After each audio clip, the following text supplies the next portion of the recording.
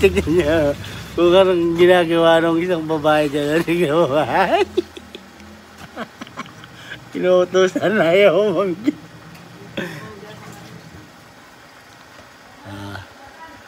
ayan guys, magpapanlaw na nga lang po. Ayan o. Ayan o.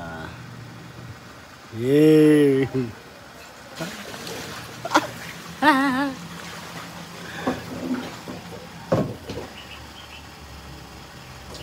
Para sa YouTube.